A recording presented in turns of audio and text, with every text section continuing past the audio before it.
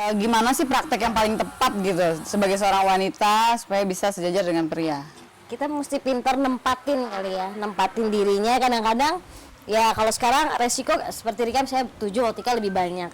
Kalau kita memang terlalu ngeliatin sisi perempuan kita, mereka malah kadang-kadang melihat itu suatu kelemahan gitu. Jadi kita, kalau aku bilang, mesti pintar-pintar. Oke, sekarang kita ada di lingkungan laki-laki, kita harus ngerti jalan pikiran mereka sehingga mereka nggak lihat bahwa saya adalah perempuan.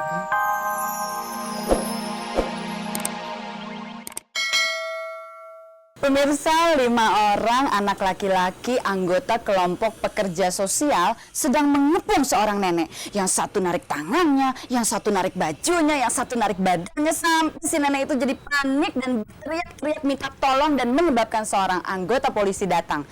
"Kalian ini sedang apa sih?" kata anggota polisi itu. "Pak, begini ya Pak ya," kata salah seorang anak anggota kelompok pekerja sosial tadi. "Kami ini sedang latihan, Pak. Dalam janji anggota kelompok pekerja sosial kami dikatakan bahwa kami ini harus membantu orang-orang tua untuk menyeberang jalan. Tapi si nenek ini dari tadi udah kami paksa-paksa sama sekali nggak mau juga nyeberang jalan." Selamat malam pemirsa. Dari lantai 6 Hotel Indonesia Jakarta, kembali saya Peggy Melati Sukma akan menemani Anda selama 1 jam penuh untuk menikmati sejuknya hembusan angin malam. Pemirsa, ada ungkapan yang mengatakan katanya lebih baik seorang perempuan itu dikelilingi oleh 7 orang laki-laki daripada ada 2 istri yang berhadapan dengan 2 orang suami, karena nanti diantara mereka bisa timbul hubungan cinta. Nah, malam ini sesuai dengan topik kita, perempuan diserang penyamun, ini benar-benar nih, perempuan-perempuan ini hari-harinya kayaknya bekerjanya dengan penyamun-penyamun. Selamat malam. Ini dua-duanya teteh nih, Teh Tika sama Teh Rika. Saya nggak kesel aja teh sama R-nya ya. Oke, Mak. Kesel jadi apa? Kenapa? Kesel jadi apa? Ya ketukar atau patuker jadi nanya, sekarang Sunda mah. Hampir mirip ya. Teh Tika, gini nih, kita kan hari ini mau ngobrol tentang perempuan diserang penyamun. Semua orang tahu dong, Teh Tika kan adalah bagian dari P Project atau Project Pop. Nah itu kita semua tahu juga, isinya itu laki-laki semua. Nah, karena Teh Tika banyak bekerja dengan komunitas yang mostly itu laki-laki semua, kira-kira Teh Tika udah ngerasa melakukan emansipasi gitu nggak sih? Iya, sebenarnya kalau emansipasi sih nggak bisa dilihat dari gitu aja ya. Kita mau kerja di mana aja, tergantung sebenarnya apakah kesempatan itu diberikan buat kita. Nah, begitu ya. Tapi so far yang aku rasakan di P Project, kesempatan itu diberikan, sangat diberikan. Jadi tidak pernah ada kan perempuan, jangan deh. Justru makanya kadang-kadang gue tuh berpikir bahwa apa yang mereka lakukan itu gue lakukan gitu loh. Jadi yang katanya kita mesti produksi sampai malam gitu kan, harus pulang malam, even nyetir ke Bandung semua sama. Jadi nggak ada yang karena dia perempuan jangan atau segala macam, enggak. Nah, cara teman-teman di P Project sendiri memberikan kesempatan yang seluas-luasnya gitu sama Teh Tika tuh secara realitanya gimana tuh? Ya kayak misalnya aku dapat tawaran gitu ya, gue mau gini gitu kan, misalnya sok lah tik gitu. Mereka tuh yang kalau Naon gitu nya. Kita mah udah sayang aja sama lu, sok we lah, mana mau kumaha mun jadi bahasa Sunda ya. Selama lu menjaga ya lu mau ngapa-ngapain selama itu positif, sok aja gitu. Atau misalnya tiba-tiba aku munculkan di cerita ini gue pengen ini dong segala macam gitu. Gua Sharing idea gitu ya. Ya sok lah, gimana Tika punya apa gitu loh, Tika mau apa sih, sampai kadang-kadang mereka gini, sok sekarang Tika udah di posisi ini mau apa sok gitu, kalau kita bisa kasih kita kasih, dia bilang, mereka ngomong gitu loh. Dan saya juga menawarkan apa yang saya harus kasih pada kalian sih. Jadi barter gitu ya, simbiosis mutualisme. Baik lagi ke masalah emansipasi tadi, kalau kata Teh Rika sebetulnya gimana sih praktek yang paling tepat gitu sebagai seorang wanita supaya bisa sejajar dengan pria? Kita mesti pintar nempatin kali ya, nempatin dirinya. Kadang-kadang ya kalau sekarang resiko seperti Rika saya 7, Otika lebih banyak. Kalau kita memang terlalu ngeliatin sisi perempuan kita, mereka malah kadang-kadang melihat itu suatu kelemahan gitu. Jadi kita, kalau aku bilang, mesti pintar-pintar. Oke, sekarang kita ada di lingkungan laki-laki, kita harus ngerti jalan pikiran mereka sehingga mereka nggak lihat bahwa saya adalah perempuan, tapi Rika adalah manusia sama dengan Tiba-tiba dilihat Rika juga ternyata laki-laki gitu, enggak ya?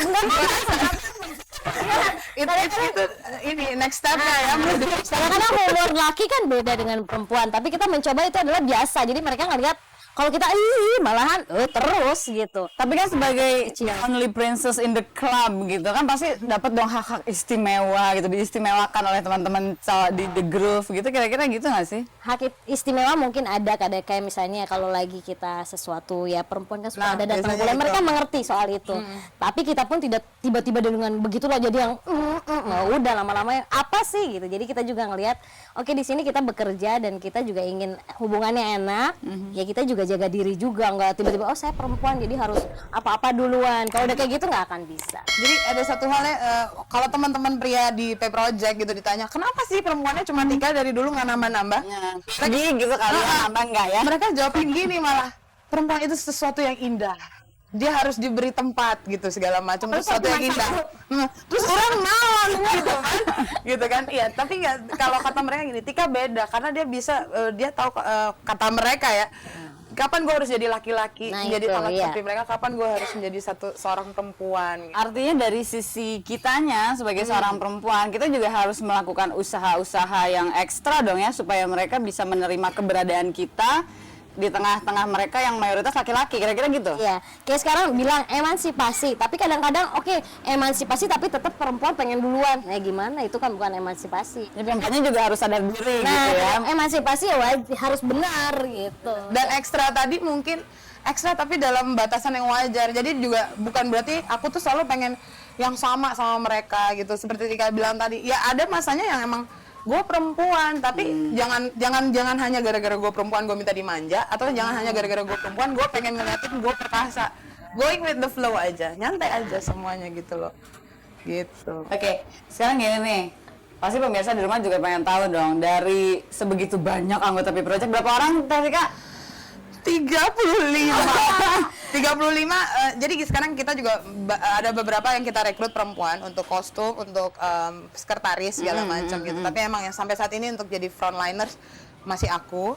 Tapi kurang lebih kita ada 40 dan mungkin sekitar 30-an laki-laki semua. Bayangkan saya harus melayani mereka. 10 ini 30 ya, 1/3. Oke, mungkin pemirsa juga pengen tahu kalau dari P Project sendiri itu kira-kira siapa sih yang paling deket sama Teh Tika?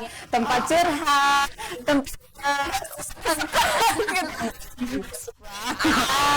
Ini aduh. ada nggak yang paling dekat, yang kedekatannya sama Teh Tika tuh lebih daripada yang lain-lain? Ya, mungkin kalau bisa aku sebut adalah Project Pop. Project Pop yang 5 orang itu boleh dibilang deket banget.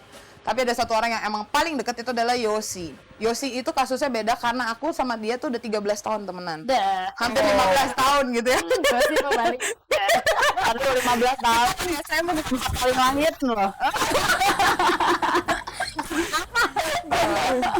Tapi pada dasarnya semua Project Pop deket. Jadi artinya gini, kalau ketika aku lagi pundung ya istilahnya apa ya pemirsa yang Bete. Sunda pisan orangnya. Bete. Jadi mereka udah tahu akhirnya gitu. Kalau apalagi kalau gue lagi jatuh cinta, mungkin yang tahu duluan adalah Yosi Ujo. Tapi lama-lama bisa gambreng-gambreng tahu gitu.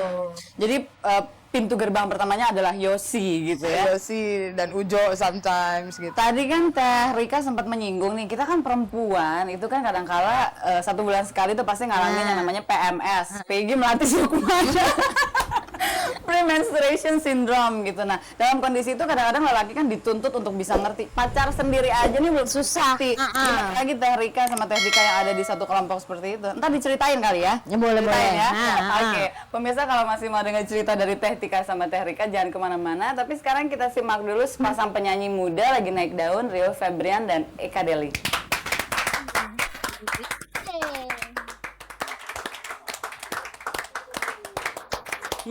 Rio Febrian dan Eka Deli, dahsyat banget suaranya. Rio sampai keringetan ya Rio ya. Saking dahsyatnya nyanyinya. Rio, Eka diajak ngobrol. Dicuekin loh gue. Rio, Eka, apa sih rasanya bedanya nyanyi berpasangan sama... Oke, Eka dulu. Apa bedanya nyanyi berpasangan dengan laki-laki sama dengan perempuan? Ada nggak bedanya? Sama aja kayaknya, tapi yang jelas lebih enak daripada nyanyi sendiri. Lebih enak kalau berpasangan atau lebih enak kalau sama laki gitu? Lebih jelas dong. Tangan.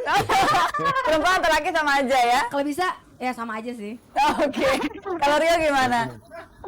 Saya lebih Enggak, sama aja sih sebenarnya, duet sama aja. Lebih apa ya, lebih kalau berdua tuh lebih banyak ide gitu loh. Oke, Keluar. tapi perempuan atau laki juga sama aja ya. Sama aja. Ternyata zaman sekarang semua orang perempuan laki sama aja ya. Oke, makasih banyak, nanti nyanyi lagi ya buat kita. Tapi curiga gak sih ngeliat trio mereka, kayaknya ada apa-apa deh mereka. Ayo jangan gitar gosip di angin malam. Kalau Rika lebih senang berpasangan dengan drum atau dengan ketipung? Itu nyanyi sama Putri Malam kali ya mestinya. Sama dengan dek. Baik lagi ngobrol PMS. Oke. Itu Sukma maksudnya.